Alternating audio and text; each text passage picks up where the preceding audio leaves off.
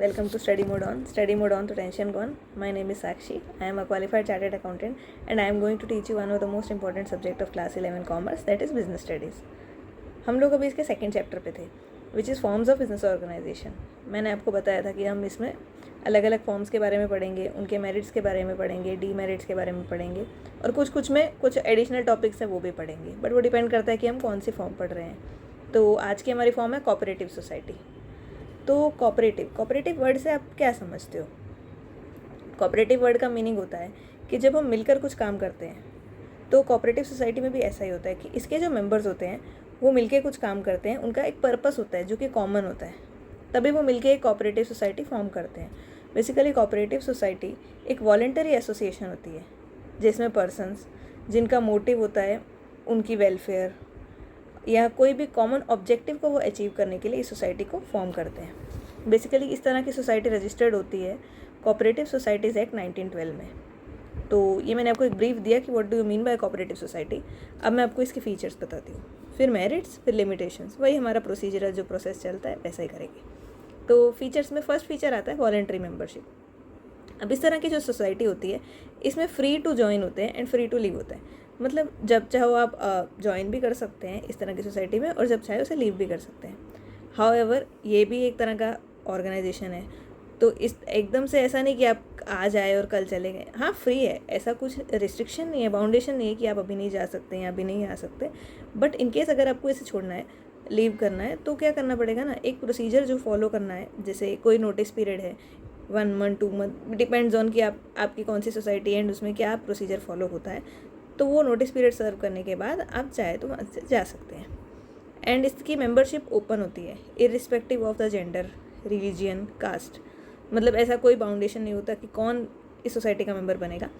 बस मेन बात क्या है कि आपका पर्पस कॉमन होना चाहिए. देन आता है सेकंड वन, लीगल स्टेटस. अब लीगल स्टेटस यानी मैंने आपको बताया जैसे ये कोऑपरेटिव सोसाइटी है तो इसका ना कंपलसरी रजिस्ट्रेशन करवाना पड़ता है, क्योंकि इसकी आइडेंटिटी इसके मेंबर्स की आइडेंटिटी से सेपरेट होनी चाहिए. जैसे मान लो अगर 10 मेंबर्स हैं तो वो 10 की आइडेंटिटी अलग एंड इस कोऑपरेटिव सोसाइटी की आइडेंटिटी अलग होनी चाहिए. तभी ये अपने सोसाइटी के नेम पे कॉन्ट्रैक्ट्स में एंटर कर पाएगी, प्रॉपर्टी होल्ड कर पाएगी, किसी को स्यू कर पाएगी and can be sued by others. किसी को के सामने केस फाइल करना है, किसी को इस सोसाइटी के खिलाफ केस फाइल करना है, तो अगर इसकी आइडेंटिटी सेपरेट होगी तो ही ऐसा हो पाएगा. और दूसरी बात, मेंबर्स की एंट्री और एग्जिट से भी इसको तभी फ़र्क नहीं पड़ेगा अगर इसकी आइडेंटिटी सेपरेट होगी. तो इसलिए इसका रजिस्ट्रेशन जो है ना कंपलसरी रखा गया है. देन आपको नेक्स्ट में बताऊँ तो आता है लिमिटेड लायबिलिटी. जैसे अभी तक हमने पढ़ा था सोल प्रोप्राइटरशिप और पार्टनरशिप में क्या होता है ना, लायबिलिटी अनलिमिटेड होती है, जिसमें अगर बिजनेस जो है अपने डेट्स रीपे नहीं कर पा रहा तो पर्सनल एसेट्स पे बात आ जाती थी, सोल प्रोप्राइटर के केस में भी और पार्टनरशिप में भी आ जाती थी. बट इसमें क्या है ना, इसमें लायबिलिटी है लिमिटेड. जितना कैपिटल कंट्रीब्यूशन किसी मेंबर ने प्रॉमिस किया है बस उसकी लायबिलिटी वहीं तक है, वो उसका मैक्सिमम रिस्क है, उतना ही बियर करना है उसको. देन आता है नेक्स्ट कंट्रोल. अब कंट्रोल पॉइंट के बारे में मैं बोलूँ तो कमेटी, अभी एक पूरी कमेटी है, कोऑपरेटिव सोसाइटी है, तो इसमें क्या होता है ना, अब इतने सारे मेंबर्स हैं तो सब मिलके डिसीजन कैसे लेंगे. तो इनकी ना एक कमेटी बनाते हैं, एक मैनेजिंग कमेटी. तो इनका सिस्टम भी ना पूरा डेमोक्रेटिक बेसिस पे होता है. जैसे इसमें क्या होता है 1 पर्सन 1 वोट, हर एक को वोट करने का राइट मिलेगा और वो अपनी मैनेजिंग कमेटी फॉर्म करेंगे कि कौन हमारी कोऑपरेटिव सोसाइटी को कंट्रोल करेगा, कौन उसके रिगार्डिंग डिसीजंस लेगा एंड बेसिकली कौन उसको मैनेज करेगा. लेकिन ये सब वोटिंग सिस्टम पे होता है, सब मेंबर्स का वोट लिया जाता है, उसके अकॉर्डिंग कमेटी फॉर्म होती है एंड वही कंट्रोल करती है प्रॉपरली. देन आता है सर्विस मोटिव. अब सर्विस मोटिव में बोलूँ तो बेसिकली इस तरह की सोसाइटी किसी एक पर्टिकुलर सर्विस के लिए की जाती है जिसमें उनका वेलफेयर छुपा होता है. मतलब किस बेसिक पर्पस से वो आए हैं, उस सोसाइटी को क्यों फॉर्म किया है, तो वो पर्पस को फॉलो करने के लिए एंड जो है वेलफेयर ऑफ इट्स मेंबर्स उसके लिए आते हैं. अभी मैं आपको टाइप्स ऑफ कोऑपरेटिव सोसाइटी समझाऊंगी ना, फिर आपको ये पॉइंट ज़्यादा बेटर पता चलेगा. फिर उसके अलावा ये जो भी बिजनेस रन कर रही है उससे जो भी सरप्लस जनरेट होता है वो इसके मेंबर्स में डिविडेंड के फॉर्म में डिस्ट्रीब्यूट हो जाता है. तो ये 5 फीचर्स थे. तो बेसिक आपको आइडिया आ गया होगा कि कोऑपरेटिव सोसाइटी बेसिकली होती क्या है. अब हम देखेंगे मेरिट्स, देन लिमिटेशंस एंड फिर टाइप्स. ठीक है, ये थोड़ा सा टॉपिक कंपैरेटिवली बड़ा है बट ईजी है फिर भी, क्योंकि काफ़ी सारी जगह आपको लगेगा ना कि हाँ ये कॉमन है, एक बार समझ गए ना तो बस दूसरे टाइप में खाली उसको इनकॉर्पोरेट करना आना चाहिए. तो फर्स्ट आता है मेरिट्स. अब मेरिट्स में पहला आता है इक्वालिटी इन वोटिंग स्टेटस। ये मैंने आपको अभी बताया कि इसमें क्या होता है ना, हर मेंबर के पास एक वोटिंग राइट होता है, और वो वोटिंग राइट ना उसके कैपिटल कंट्रीब्यूशन से इररिस्पेक्टिव रहता है। मतलब ऐसा नहीं कि मैंने ज़्यादा कैपिटल कंट्रीब्यूट किया तो मेरे पास 2 वोटिंग राइट है, 3 वोटिंग राइट, ऐसा नहीं। 1 पर्सन 1 वोट, चाहे मैंने 10,000 किया है चाहे मैंने 1 लाख किया है, पर 1 पर्सन 1 वोट। तो इक्वल वोटिंग राइट्स रहते हैं इस तरह की सोसाइटी में, ठीक है। तो इक्वालिटी हो गया वोटिंग स्टेटस। सेकेंड वन आता है लिमिटेड लायबिलिटी। अब इसमें ना लायबिलिटी लिमिटेड होती है to the extent of capital contribution. अब आपने कितना कैपिटल कंट्रीब्यूट किया है ना, उसके एक्सटेंट पे आपकी लायबिलिटी लिमिटेड होती है। वही जैसे मैंने आपको ये पॉइंट फीचर में भी बताया था, वही पॉइंट फिर से यहाँ पे मेरिट बन गया। अब तो आप इस चैप्टर का फ्लो समझ ही गए होंगे कि फीचर्स वाले पॉइंट ही आपको कैसे मेरिट्स और लिमिटेशंस में यूज़ करने हैं। तो लायबिलिटी लिमिटेड होती है, पर्सनल एसेट्स आपके सेफ रहते हैं, बिजनेस के डेट्स के लिए आपके पर्सनल एसेट्स पर कोई भी रिस्क नहीं आता। देन आता है स्टेबल एग्जिस्टेंस। अब इसको किसी भी मेंबर की डेथ हो जाती है, बैंकरप्सी हो जाती है, इंसैनिटी हो जाती है, उन सबसे कोऑपरेटिव सोसाइटी को कोई फ़र्क नहीं पड़ेगा, क्योंकि इसमें बहुत सारे मेंबर्स हैं। किसी एक आध मेंबर को कुछ हो भी जाता है तो कोई इशू नहीं है। और दूसरी बात, इसकी आइडेंटिटी सेपरेट है, तो इसीलिए इसकी कंटिन्यूटी पे किसी एक पर्टिकुलर मेंबर को कुछ होने से कोई इफेक्ट नहीं आता, तो इसकी एग्जिस्टेंस एक तरह से स्टेबल रहती है। देन आता है इकोनॉमी इन ऑपरेशंस। अब इकोनॉमी इन ऑपरेशंस का मतलब क्या होता है ना, ये बेसिकली सोसाइटी क्यों बनाई जाती है, उन मेंबर्स के किसी पर्सनल ऑब्जेक्टिव, जो मेंबर्स हैं हर एक का एक ऑब्जेक्टिव है जो कि कॉमन है। जब वो सब मेंबर्स साथ में मिलके एक सोसाइटी फॉर्म करते हैं तो वो अपने लिए ही कुछ काम कर रहे हैं, अपने उस गोल को प्रमोट कर रहे हैं, अपने उस ऑब्जेक्टिव को अचीव करने के लिए वो साथ आए हैं कुछ काम करने के लिए। जैसे फॉर एग्जांपल वो मिडल मैन को एलिमिनेट करना चाहते हैं ताकि कॉस्ट हो जाए रिड्यूस। वो सब मिलके काम करेंगे तो बैड डेट्स का रिस्क भी लो हो जाएगा, क्योंकि बेसिकली कस्टमर्स ही या प्रोड्यूसर्स ही जो है उस सोसाइटी के मेंबर्स हैं और वो अपने इंटरेस्ट के लिए ही काम कर रहे हैं, तो बैड डेट्स होने के चांसेस यहाँ पे काफ़ी कम रह जाते हैं। मिडल मैन को निकाल देते हैं बीच में से तो कॉस्ट भी रिड्यूस हो जाती है और सारी सर्विसेज का रिस्पॉन्सिबिलिटी भी उसके मेंबर्स के पास ही रहती है। देन आता है सपोर्ट फ्रॉम गवर्नमेंट। अब इस तरह की सोसाइटीज़ को ना गवर्नमेंट भी बहुत सपोर्ट करती है, बहुत प्रमोट करती है। एक तो इनका डेमोक्रेटिक आइडिया है, इसीलिए इनको गवर्नमेंट से सपोर्ट मिलता है। जैसे टैक्सेस में इनको काफ़ी रिलीफ मिलता है, सब्सिडीज़ मिलती है, लो इंटरेस्ट रेट पे लोन्स मिल जाते हैं, तो गवर्नमेंट भी इन्हें काफ़ी अच्छे से सपोर्ट करती है। देन आता है ईज़ ऑफ फॉर्मेशन। अब ईज़ ऑफ फॉर्मेशन की मैं बात करूँ तो वही कि इसमें क्या होता है, मेंबर्स का गोल कॉमन होना चाहिए, कॉमन मोटिव वाले मेंबर साथ आने चाहिए, और बस कोऑपरेटिव सोसाइटीज़ एक्ट के 1912 वाले प्रोविजंस उनको फॉलो करने हैं। तो फॉर्मेशन इसका कुछ बहुत टफ नहीं है, ईजी फॉर्मेशन ही है। तो ये हो गए उसके मेरिट्स। अब हम पढ़ेंगे लिमिटेशंस। लिमिटेशन में फर्स्ट लिमिटेशन आता है लिमिटेड रिसोर्सेज। मतलब माना इसमें बहुत सारे मेंबर्स हैं, लेकिन उनका कैपिटल कंट्रीब्यूशन हर मेंबर का लिमिटेड ही रहता है। कौन कितना कैपिटल कंट्रीब्यूट करेगा और मतलब सोसाइटी के पास मेन जहाँ से आता है फंड वो होता है कैपिटल जो मेंबर कंट्रीब्यूट करेगा। अब हर मेंबर के पास एक लिमिटेड ही होगा अमाउंट जितना वो कंट्रीब्यूट कर पाएगा, तो इसीलिए एक सोसाइटी जो है उसके रिसोर्सेज भी लिमिटेड होते हैं। उसके अलावा क्या है ना, डिविडेंड भी बहुत ज़्यादा नहीं मिल पाएगा, क्योंकि जब कम लोग हैं या ज़्यादा भी लोग हैं पर लेकिन सबने थोड़ा थोड़ा ही कंट्रीब्यूशन किया है, क्योंकि इसमें बहुत ज़्यादा कंट्रीब्यूशन मुश्किल से ही होता है। ज़्यादा हर पर्सन एक लिमिटेड ही अमाउंट में कंट्रीब्यूट कर पाएगा। तो जितना एक पर्सन कंट्रीब्यूट करेगा वो सारा फंड मिला के जब सोसाइटी उसे उनके वेलफेयर पे यूज़ करेगी, फिर जो सरप्लस बचेगा उसमें से डिविडेंड डिस्ट्रीब्यूट होगा। तो बेसिकली मैं बोलूँ ना, तो रेट ऑफ रिटर्न एक मेंबर जो है वो बहुत ज़्यादा एक्सपेक्ट नहीं कर सकता इन सोसाइटी से, तो इसीलिए वो एक लिमिटेड अमाउंट लगाएगा। वो कहेगा मुझे जहाँ से ज़्यादा इंटरेस्ट रेट मिले मैं वहाँ पे मेरा सरप्लस पैसा डालूँ, कंपेयर टू इस तरह की सोसाइटी में डालने से। मतलब अगर उसका बेसिक इंटरेस्ट है भी ना तो भी वो एक लिमिटेड अमाउंट तक ही डालेगा, बिकॉज वो देखेगा कि मेरे पास और कौन सी बेटर इन्वेस्टमेंट अपॉर्चुनिटीज़ है, मैं वहाँ पे मेरा फंड्स डालूँ ताकि मुझे ज़्यादा रिटर्न मिले, क्योंकि यहाँ पे रेट ऑफ रिटर्न कम रहता है। तो इसलिए जो है इसके रिसोर्सेज हमेशा लिमिटेड ही रहते हैं इस तरह की सोसाइटी के। देन नेक्स्ट मैं बोलूँ तो इनएफिशिएंसी इन मैनेजमेंट। अब जैसे मैंने बोला इसके फंड्स लिमिटेड है। अब फंड्स लिमिटेड है तो ये बहुत सारा एक्सपर्ट्स को तो हायर कर नहीं सकते, क्योंकि उनको हाई सैलरीज देना ही अफोर्ड नहीं कर पाएंगे। जितना कोई एक्सपर्ट होगा उतना वो हाई सैलरी डिमांड करेगा, और जितना वो हाई सैलरी डिमांड करेगा तो लिमिटेड रिसोर्सेज वाली ऑर्गेनाइजेशन उनको वो नहीं पे कर पाएगी ना, नहीं पे कर पाएगी। तो बेसिकली इसमें क्या होता है, मेंबर्स ही है, वो मेंबर्स ही सारी सर्विसेज जो है अपने आपस में हैंडल कर लेते हैं। लेकिन ज़रूरी नहीं है हर मेंबर के पास उतनी प्रोफेशनली साउंड नॉलेज हो जितनी उस मैनेजरियल फंक्शन को कंप्लीट करने के लिए चाहिए। बट एज बहुत ज़्यादा ऑप्शंस नहीं है, बहुत ज़्यादा फंड्स नहीं है, तो जो है उसी में चलाना पड़ता है। इसलिए मैनेजमेंट में इनएफिशिएंसी हमेशा रहती है, इतनी बहुत ज़्यादा एक्सपर्ट रिक्वायर्ड नॉलेज वो नहीं मिल पाती है। देन आता है थर्ड, लैक ऑफ सीक्रेसी। अब इस तरह की सोसाइटी में क्या होता है ना, ओपन डिस्कशन होता है मीटिंग में, बहुत सारे मेंबर्स हैं, एक कॉमन डिस्कशन पोर्टल होता है कि अब कैसे क्या करना चाहिए क्या नहीं, मतलब हर एक चीज़ ना बहुत ओपन रहती है। देन सोसाइटीज़ एक्ट के अकॉर्डिंग उनकी डिस्क्लोजर की ऑब्लिगेशंस भी है, मतलब कि ये सोसाइटी ठीक से काम कर रही है, अपने फंड्स को कैसे मैनेज कर रही है, हर एक चीज़, मतलब बहुत सारी डिस्क्लोजर रिक्वायरमेंट्स होती है। तो इसलिए इन तरह की सोसाइटी में ना कोई सीक्रेसी मेंटेन नहीं रह पाती, क्योंकि सब कुछ बहुत ओपन होता है और ओपन रखना भी पड़ता है, क्योंकि ऐसा नहीं होना चाहिए ना, ये वेलफेयर के लिए फॉर्म किया है, तो कहीं कोई कुछ पर्सन ही इसका जो है फंड्स यूटिलाइज़ कर ले और प्रॉपरली वो वेलफेयर में यूज़ ना हो रहा हो, तो इसलिए ज़रूरी भी है इसका ओपन होना। बट ये एक लिमिटेशन भी हो जाती है कि इनके कोई सीक्रेट्स नहीं रहते, लैक ऑफ सीक्रेसी रहता है। देन आता है गवर्नमेंट कंट्रोल। अब मैंने आपको फीचर्स में एडवांटेजेस में बताया कि गवर्नमेंट इनको सपोर्ट करती है। अब गवर्नमेंट सपोर्ट करती है तो बदले में वो क्या करती है ना, कंट्रोल भी करेगी। अब सपोर्ट कर रही है तो रूल्स और रेगुलेशंस भी लगाएगी कि आप प्रॉपर ऑडिट करवाओ, अकाउंट्स को टाइमली सबमिट करवाओ। और कई बार स्टेट कोऑपरेटिव डिपार्टमेंट जो है इनकी फंक्शनिंग में इंटरफेयर भी करते हैं कि आपका फंक्शन ऐसा, आपको ऐसा काम करना है, ऐसा, मतलब एक तरह से इनका फ्रीडम चला जाता है, क्योंकि इनको उनके रूल्स के अकॉर्डिंगली काम करना पड़ता है। अब वो भी अपनी जगह सही है, पर इसके हिसाब से थोड़ा बहुत, मतलब मैं बोलूँ तो फ्रीडम ऑफ डिसीजन मेकिंग इनका थोड़ा सा अफेक्ट तो हो जाता है। देन आता है डिफरेंसेस ऑफ ओपिनियन।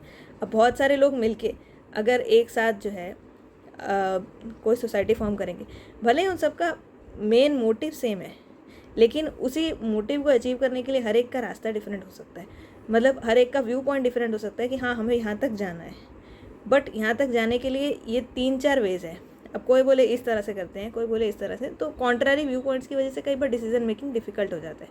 और कई बार किसी मेंबर का पर्सनल इंटरेस्ट अगर बीच में आ जाए तो वो पूरी सोसाइटी के बारे में सोचने की जगह ना सिर्फ अपने पर्सनल इंटरेस्ट के बारे में सोचते हैं, तो ये भी कभी कभी प्रॉब्लम हो जाती है। तो अब हमने पढ़ा फीचर्स, मेरिट्स और लिमिटेशंस। अब थर्ड आ जाता है टाइप्स ऑफ कोऑपरेटिव सोसाइटी। थोड़ा मानते हो वीडियो थोड़ा सा लंबा होगा, बट इसमें क्या फिर ये कंप्लीट हो जाएगा, और टाइप्स सिंपल ही है, ज़्यादा उसमें कुछ नहीं है। तो फर्स्ट टाइप पढ़ते हैं कंज्यूमर्स कोऑपरेटिव सोसाइटीज़। ये बेसिकली कंज्यूमर नाम से पता चलता है, कस्टमर्स ने मिलकर ऐसी सोसाइटी को फॉर्म किया होता है। इसके मेंबर्स भी कंज्यूमर्स होते हैं, जिनका डिज़ायर होता है कि हमें गुड क्वालिटी प्रोडक्ट्स मिले, रीज़नेबल प्राइसेस पे मिले, और हम मिडल मैन को बीच में से एलिमिनेट कर दें। तो इसमें क्या होता है, ये गुड्स परचेज करते हैं डायरेक्टली होलसेलर से एंड सेल करते हैं मेंबर्स को। जैसे मान लो अब 10 से 20 मेंबर्स, एग्जांपल दे रही हूँ मैं आपको, जैसे मान लो 20 मेंबर्स ने मिलके 20 कंज्यूमर्स ने मिलकर एक सोसाइटी फॉर्म की। अब रिटेल से लेने की जगह ये 20 मेंबर्स की जो सोसाइटी है ना, ये डायरेक्टली होलसेलर्स को ऑर्डर प्लेस करती है। अब होलसेलर से कंपैरेटिवली वो प्रोडक्ट सस्ते मिल जाएंगे एंड फिर वो अपने मेंबर्स को डिवाइड कर देंगे। तो इसमें भी क्या होता है ना, अब जैसे जो इनका सरप्लस बच जाता है, वो सरप्लस जो है डिविडेंड कितना डिस्ट्रीब्यूट कर देते हैं मेंबर्स में, on basis of capital contribution और परचेजेस, किसने कितना परचेज किया है या किसने कितना कैपिटल कंट्रीब्यूट किया था इन सोसाइटी के लिए। तो ये हो गई कंज्यूमर्स कोऑपरेटिव सोसाइटी। सेकंड आती है producers cooperative society. Producers cooperative society में क्या होता है, इसके नाम में ये कि प्रोड्यूसर्स फॉर्म करते हैं कि अब प्रोड्यूसर्स को क्या चाहिए ना, गुड्स प्रोडक्शन के लिए रॉ मटेरियल चाहिए, इक्विपमेंट चाहिए, कोई और इनपुट्स चाहिए, डिपेंडिंग ऑन कि वो किस चीज़ के प्रोड्यूसर हैं। तो वो जो प्रोड्यूसर्स होते हैं उनको इनपुट्स बाय करने हैं और आउटपुट सेल करने हैं, तो वो चाहते हैं कि उनको जो है अच्छे क्वालिटी के इनपुट्स मिल जाएं, रीज़नेबल प्राइसेस पे मिल जाएं, तो इसके लिए वो इस तरह की सोसाइटी फॉर्म करते हैं। और इसमें भी सेम कि जो है प्रॉफिट डिस्ट्रीब्यूट हो जाता है on basis of the capital contribution. और जब इतने सारे प्रोड्यूसर साथ मिलके कोई सोसाइटी फॉर्म करेंगे तो वो जो है ना उनकी बार्गेनिंग पावर बहुत स्ट्रांग हो जाएगी, क्योंकि वैसे अभी मैं बोलूँ तो एक एक इंडिविजुअल प्रोड्यूसर अगर जाएगा, उसको एक स्मॉल प्रोड्यूसर्स की मैं बात कर रही हूँ, एक इंडिविजुअल स्मॉल प्रोड्यूसर जाएगा और वो एक छोटी क्वांटिटी में ऑर्डर प्लेस करेगा लार्ज होलसेलर को जो कि इनपुट्स के लिए, तो कंपेयर टू उसको जितना डिस्काउंट मिलेगा, और अगर 10 वैसे प्रोड्यूसर्स मिल के एक ऑर्डर देंगे बल्क में, तो कंपेयर टू उनको कितना डिस्काउंट मिलेगा। तो आप डिफरेंस समझ जाओगे ना कि अगर जो है एक जन उतना ऑर्डर प्लेस करेगा और 10 जन मिल के ऑर्डर प्लेस करेंगे तो क्वांटिटी बढ़ेगी, तो बल्क में उनको डिस्काउंट्स में मिलेंगे, तो इससे उनको मतलब बेनिफिट हो जाता है इस तरह की सोसाइटी का। देन थर्ड आता है मार्केटिंग कोऑपरेटिव सोसाइटी। ये भी स्मॉल प्रोड्यूसर्स के लिए ही होती है। इसमें क्या होता है ना कि वो रीज़नेबल प्राइस पे उनको जो है जो वो रीज़नेबल प्राइस पे चाहते हैं ना, इसमें भी मार्केटिंग कोऑपरेटिव सोसाइटी में भी वही उनको मिलता है। अब मार्केटिंग यानी उनको मार्केटिंग करनी है अपनी प्रोडक्ट की। जैसे सेकंड में तो क्या था ना, इनपुट्स के लिए था, ये मार्केटिंग के लिए। अब स्मॉल प्रोड्यूसर्स अपने प्रोडक्ट को सेल कैसे करेंगे, मार्केटिंग कैसे करेंगे?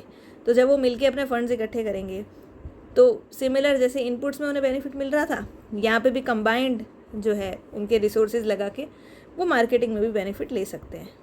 मतलब उधर ना छोटी छोटी जब प्रोड्यूसर्स एक साथ मिल जाएंगे तो उनकी स्ट्रेंथ बढ़ जाएगी, उनकी पावर बढ़ जाएगी, और कंपेयर टू एक जो कर सकता था 10 मिलके उससे बेटर ही कर पाएंगे।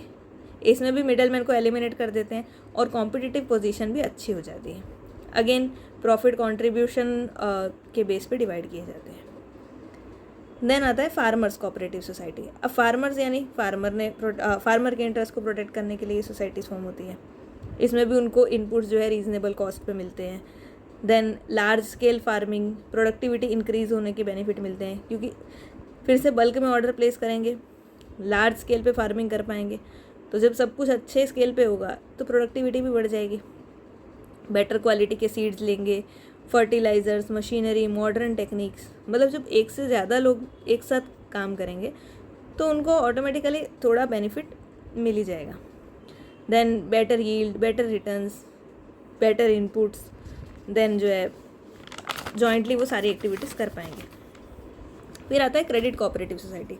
अब क्रेडिट यानी अब कोई भी ऑर्गेनाइजेशन को रन करने के लिए हमें फंड्स तो चाहिए, तो इसमें क्या होता है ना, इसके क्रेडिट कोऑपरेटिव सोसाइटी के मेंबर्स बेसिकली क्रेडिट पर्पस के लिए साथ में आए हैं, क्योंकि उनको बिजनेस में लगाने के लिए फाइनेंस चाहिए, तो क्रेडिट चाहिए, रीज़नेबल टर्म्स पे चाहिए, जिससे उनको लोन्स जो है ना लोन्स जो है इजीली मिल जाए। अब इसमें क्या होता है, जैसे सब मेंबर्स ने डिपॉजिट किया, अब सब मेंबर्स ने जो डिपॉजिट किया है, अब मान लो एग्जांपल उन्हें उनकी सोसाइटी 5% इंटरेस्ट दे रही है उनके डिपॉजिट्स पे, ठीक है।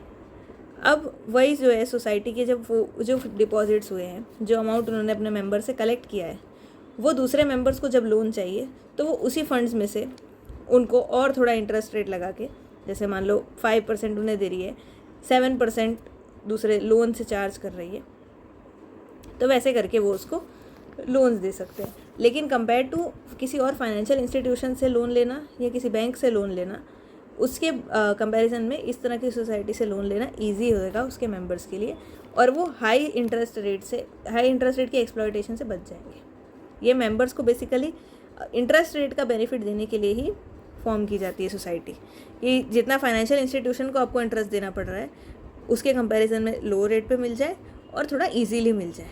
तो इस तरह की क्रेडिट कोऑपरेटिव सोसाइटी क्रेडिट के लिए फॉर्म होती है। देन आता है कोऑपरेटिव हाउसिंग सोसाइटी।